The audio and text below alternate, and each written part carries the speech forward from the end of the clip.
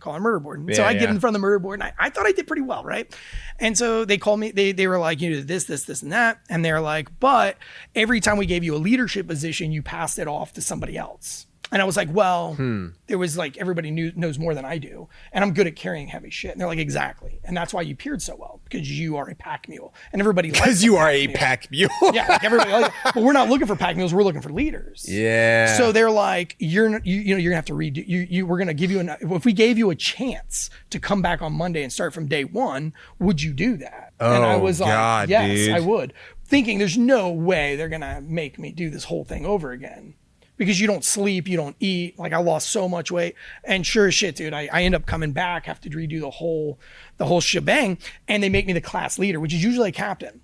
And they make me, I was a corporal. Dude. Actually, they promoted me to corporal and then made me the class leader. So you had to do all of that. I was like getting how many airplanes. weeks of that? I think it's like 9 weeks or something like that. So you had 9 weeks that you had to repeat.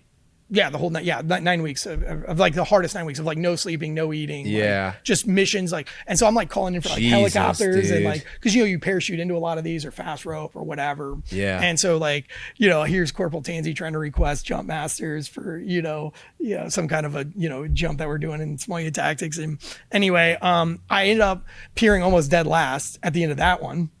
And I go in front of the murder board and they're like, okay, so you peered dead last. Like, you know, when you weren't a leader, everybody liked you. When you were a leader, everybody hated you.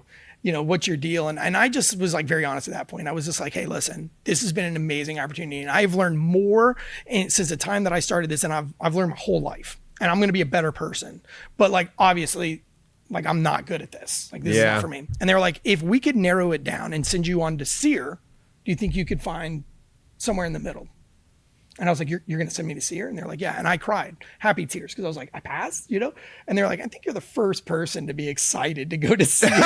So I was just like, yes, to go to SEER. Yes, I get to get tortured. Yes, I go to SEER, and I do really well at SEER, actually. I mean, as well as you can do. Which class SEER is like? The hardest, SEER C+. So C+ on Bragg? Yeah, on McCall. Or McCall, Hoffman gotcha, training area, whatever. But I did hostage, POW, and government detainee. Oh, bro. And so I do that just fine, go to language school. Well, the guys that I were living with back at the time were defrauding the government. They were defrauding the government? So they basically, back then, you had to get, there weren't any apartments. Or, I mean, there wasn't any on-base housing. So everybody was getting apartments.